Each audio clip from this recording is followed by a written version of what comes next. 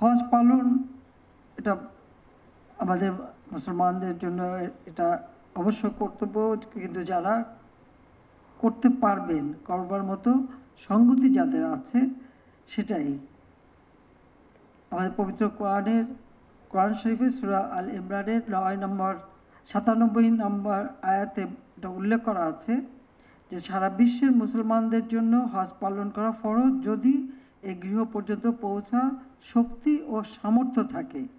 তো যাদের শক্তি সামর্থ্য আছে তাদের জন্যই কিন্তু এটা বাধ্যতামূলক। কাজে আমি মনে করি যে আজকে আপনারা সবাই যাবেন, সেই প্রস্তুতি নিয়েছেন, আপনারা সুস্থভাবে যেতে পারেন সেই দোয়া করি। কারণ আমরা বাংলাদেশ আজকে স্বাধীন দেশ, আমাদের মহান নেতা জাতির পিতা বঙ্গবন্ধু শেখ মুজিবুর রহমান তিনি তার আজীবন সংগ্রামের মধ্য দিয়েই কিন্তু আমাদের এই স্বাধীনতা এনে দিয়েছেন। আর এই স্বাধীনতা এনে দিয়েছেন বলেই আজকে আমরা আমাদের স্বাধীনভাবে আমাদের দেশের মানুষ হজ করার সুযোগটা পাচ্ছে।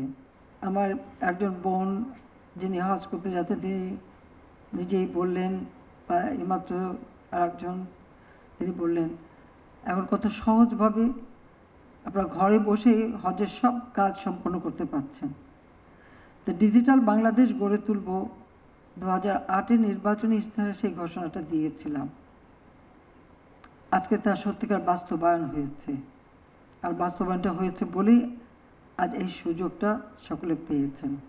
আর প্রথমবার যখন সরকার এসেছিলাম তখন মোবাইল ফোন যাতে সকলের হাতে পৌঁছায় সে ব্যবস্থাটাও করে দিয়েছিলাম।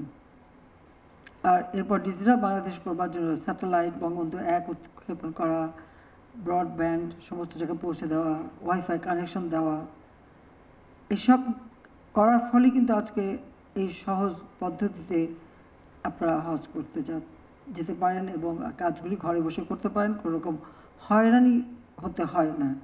আর তাছাড়া রেজিস্ট্রেশনের ব্যাপারটাও আমরা যাতে সরাসরি অনলাইনে রেজিস্ট্রেশন করা যায় সে ব্যবস্থাটাও করে দিয়েছি। এবং যারা নিজেরা কম্পিউটার ব্যবহার করবেন না, যেমন প্রত্যেকটা এলাকায় আমরা তো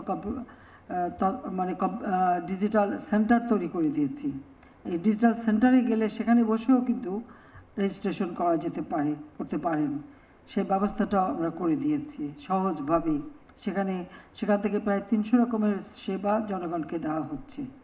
আধুনিক প্রযুক্তি আমাদের জন্য এই সুযোগটা সৃষ্টি করে দিচ্ছে। সেই সাথে সাথে আমি সৌদি বাদশাহ, সেই মহামানী বাদশাহ এবং সৌদি প্রাইম মিনিস্টার এবং হজের সঙ্গে যারা সংশ্লিষ্ট মন্ত্রী এবং অন্যান্য যারা আছেন তাদেরকেও আমি ধন্যবাদ জানাই যে তারা যে আমাদেরকে বাংলাদেশের হজ, বাংলাদেশের ব্যাপারে অনেক উদার এবং অনেক সহযোগিতা আমাদের করে যাচ্ছেন। সেজন্য তাদেরকে আমি আন্তরিক ধন্যবাদ জানাচ্ছি, মোবারকবাদ জানাচ্ছি